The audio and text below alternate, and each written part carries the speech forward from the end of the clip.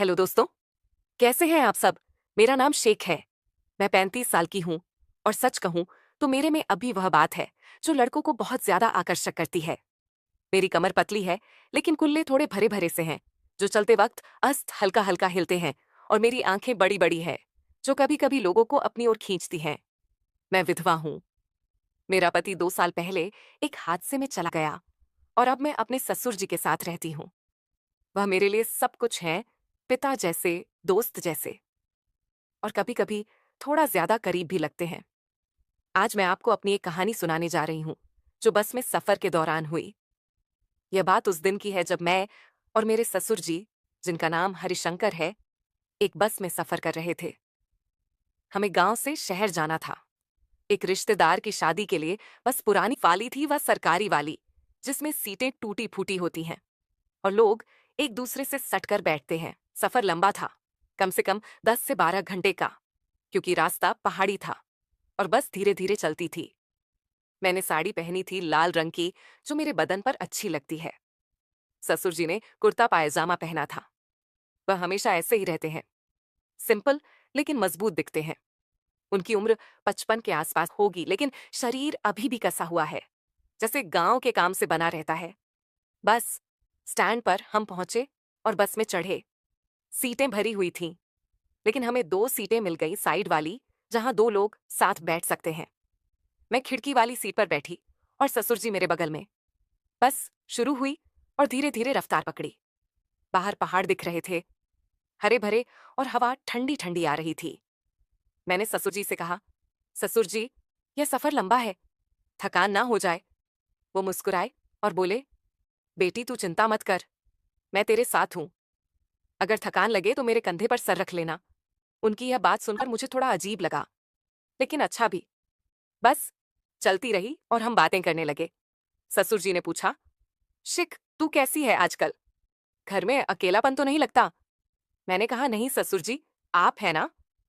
लेकिन कभी कभी रातें लंबी लगती हैं, नींद नहीं आती। वो बोले, हाँ मुझे भी, लेकिन हम साथ हैं, एक दूसरे का सहारा है। अगर कभी जरूरत पड़े तो बता देना, मैं सब संभाल लूंगा। उनकी बात में एक गहराई थी, जैसे वह मेरी हर परेशानी दूर करना चाहते हो।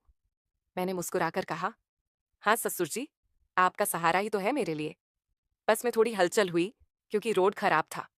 बस हिचकोले खा रही थी और मैं थोड़ा इधर उधर हो रही थी। एक बार तो मैं ससुर जी की तरफ झुक गई और मेरा कंधा उनके कंधे से टच हो गया। वह बोले, आराम से बैठ बेटी, अगर जरूरत पड़े तो मेरी गोद में सर रख ले। गोद, मैंने सोचा ये क्या बोल रहे हैं, लेकिन वह हंसते हुए बोले, मतलब मेरे पैरों पर नहीं, बस कंधे पर। मैं हंस पड़ी, लेकिन दिल में एक अजीब सी हलचल हुई। लेकिन असल में ससुर जी का मतलब सिर्फ आराम से था।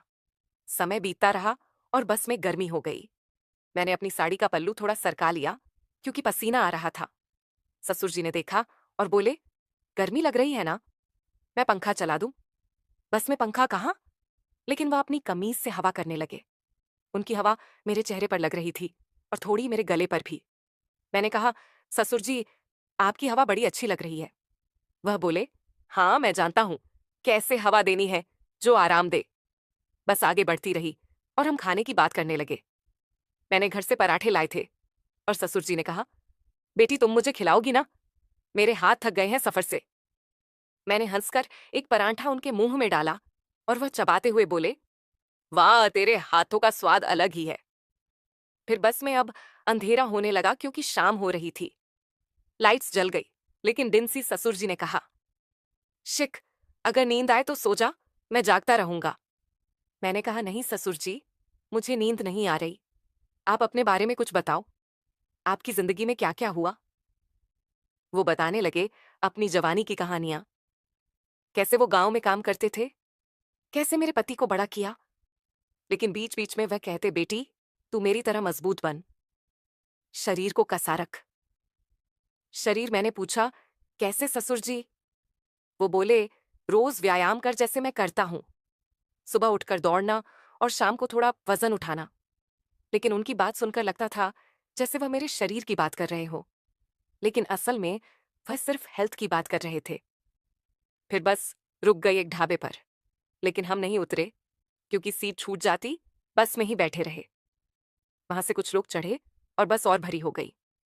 अब एक आदमी खड़ा था हमारे पास, लेकिन ससुर जी ने कहा, बेटी तू खिड़की की तरफ सरक जा, मैं बीच में बैठता हूं ताकि कोई तेरे करीब न आए। उनकी यह केयर अच्छी लगी, लेकिन थोड़ा क्लोज हो गए हम। मेरी जांघ उनकी जान से छू रही थी क्योंकि सीट छोटी थी। मैंने कहा, ससुर जी थोड़ा टाइट हो गया है। वह बोले, हाँ लेकिन मैं संभाल लूंगा, तू आराम से रह, अगर दबाव पड़े तो बता देना, मैं एडजस्ट कर लूंगा। अब रात हो गई थी और बस चलती रही।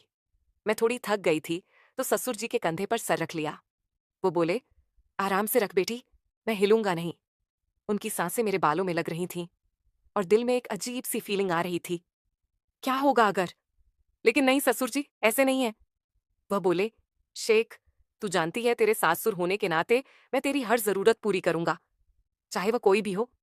जरूरत, लेकिन असल में वह भावनात्मक बात कर रहे थे। मैंने कहा, हाँ ससुर जी, आप मेरे लिए सब कुछ हो। बस में अब सन्नाटा था, ज्यादातर लोग सो रहे थे। ससुर जी ने मेरी तरफ देखा और कहा, बेटी तेरी साड़ी थोड़ी सरक गई है, संभाल ले। मैंने देखा पल्लू थोड़ा नीचे आ गया था। मैंने ठीक किया, लेकिन वह बोले, तू कितनी सुंदर है, जैसे कोई फूल, मैं तेरी रक्षा करूंगा। हमेशा सुंदर रक्षा लगता था, जैसे वो कुछ और कहना चाहते हो लेकिन नहीं। फिर ससुर जी ने अपनी कहानी जारी रखी, कैसे उनकी शादी हुई, कैसे वह अकेले हो गए जब सास जी गुजर गई। वो बोले, अब तू ही मेरा सहारा है और मैं तेरा, हम एक दूसरे को पूरा करते हैं। लेकिन असल में परिवार की इस दुनिया में हमारा कोई नहीं था। घर में और इस समाज में हम दोनों ही एक दूसरे का सहारा थे, लेकिन अच्छे वाले हम दोनों बाप बाप तरह थे। ससुर जी भी मुझे अपनी बेटी मानते थे और मैं भी ससुर जी को बाप मानती थी। फिर समय बीतता रहा और बस में ठंड लगने लगी। मैंने कहा, ससुर जी ठंड लग रही है। वो बोले, आ मेरे करीब आजा, मैं गर्मी दूंगा। फिर मैं थोड़ा करीब सरक गई और उनकी बाह मेरे कंधे पर आ गई। वह बोले, ऐसे ही रहे, मैं तेरे शरीर को गर्म रखूंगा।